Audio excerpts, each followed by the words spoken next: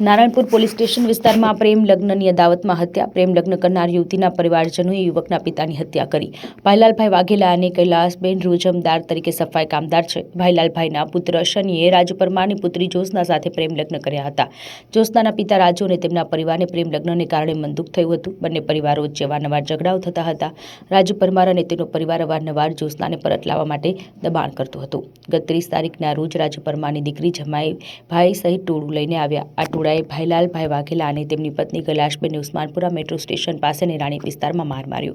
ઇજાગ્રસ્ત હાલતમાં ભાઈલાલભાઈ અને તેમના પત્ની કૈલાશબેનને સારવાર માટે હોસ્પિટલ ખસેડવામાં આવ્યા, જ્યાં સારવાર દરમિયાન ભાઈલાલભાઈનું મોત થયું, જ્યારે તેમના પત્ની હાલમાં સારવાર હેઠળ છે. નારણપુરા પોલીસે સમગ્ર મામલે ગુનો દાખલ કરી એફએસએલની મદદથી પંચનામું કરી તપાસ હાથ ધરી.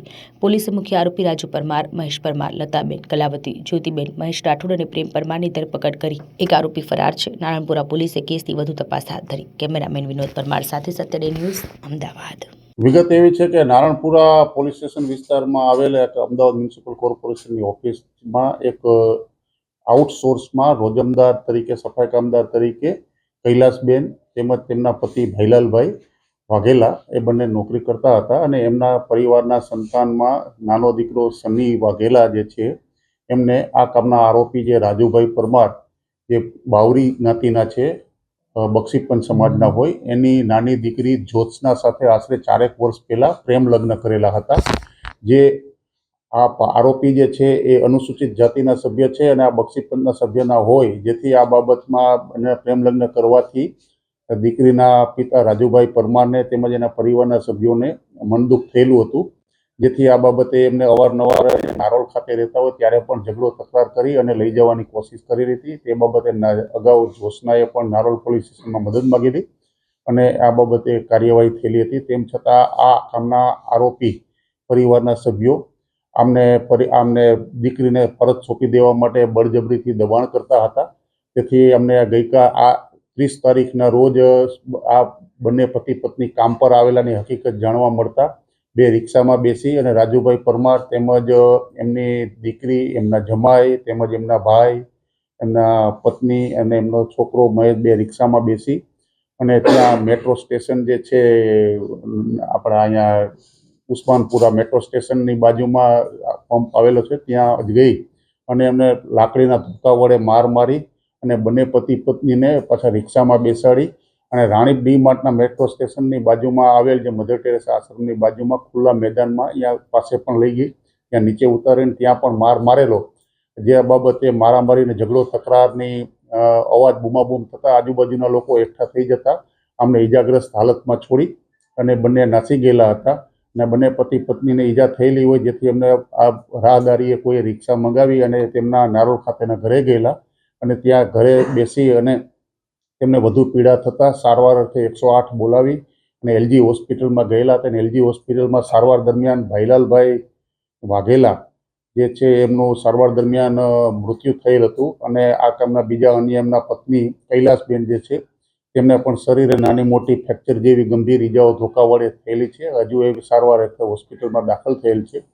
જે આ બનાવ અંગેની હોસ્પિટલ તરફથી નારણપુરા પોલીસ સ્ટેશનને જાણ થતાં રાત્રિ દરમિયાન નારણપુરા પોલીસ સ્ટેશનના ઇન્સ્પેક્ટર વિજય ચાવડા તેમજ તેની ટીમ દ્વારા સત્વરે પગલાં લઈ ટીમો બનાવી ડીસીપી એલસીબી ઝોન 1ના અધિકારી ગઢવી તેમજ તેમના સ્ટાફ દ્વારા સત્વરે આ કામના આરોપી કોણ કોણ છે એની માહિતી મેળવી અને આરોપીઓને હસ્તગત કરી અને કાર્યવાહી કરેલ છે. ગુના કામે વપરાયેલા એક રિક્ષા તેમજ એક્ટિવા એ પણ આ ગુના કામે કબજે કરવામાં આવેલા છે અને બનાવ સ્થળે આ આરોપીઓ વિરુદ્ધ પુરાવા એકઠા કરવા માટે એફએસએલની મદદ લેવામાં આવેલી છે અને એફએસએલને સાથે રાખી સ્થાનિક જગ્યાનું પંચનામું કરવામાં આવેલ છે અને આ કામે હજી ટેકનિકલ સર્વેલન્સ તેમજ વધુ આરોપી વિરુદ્ધ સજ્જડ પુરાવા મેળવી અને આરોપી વિરુદ્ધ અને કાર્યવાહી કરવામાં આવી રહેલ છે. અને ખાસ આ ગુના કામે આરોપીઓ જે છે એ બાવરી જ્ઞાતિના છે અને ભોગ બનનાર છે અનુસૂચિત જાતિના સભ્યો હોય, એટલે એટ્રોસિટી એક્ટ મુજબનો ગુનો બનતો હોય તે મુજબનો ગુનો દાખલ કરી અને કાયદેસરની કાર્યવાહી હાથ ધરવામાં આવેલ છે.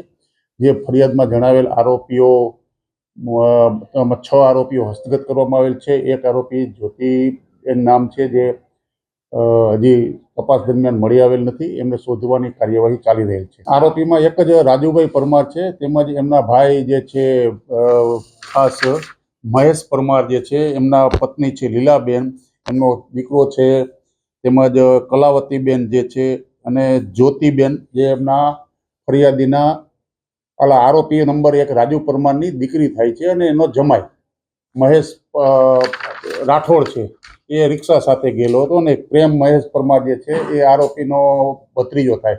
એટલે ખાસ રાજુ પરમાર જે છે એ મુખ્ય આરોપી છે. એમની નાની દીકરી આ જ્યોત્સનાબેન જે છે એમની સાથે ફરિયાદીના પુત્ર સની વાઘેલાએ પ્રેમ લગ્ન 4 માસ પહેલા કરેલા હતા. એ બાબતનું મનદુખ રાખી અને આ બનાવ બનવા પામેલ છે. એ સંપર્કમાં કે તપાસ દરમિયાન પૂછપરછ બાકી રહેલ છે. ખાસ કરીને આ સની વાઘેલાને જે પૂછપરછ કરવાની બાકી છે, પણ એ એમના પિતાશ્રી જે આ સારવાર દરમિયાન મરણ ગયેલ હોય, હજી તો એમને તપાસ થયેલ નથી અને એમને પુત્રવધુ તરીકે જે આ આરોપી નંબર 1ની દીકરી થાય એ સામાજિક રીતે એને અંતિમ વિધિની કાર્યવાહીમાં રોકાયેલા હોય એટલે પૂછપરછ કરી આગળની કાર્યવાહી કરવામાં આવનાર છે.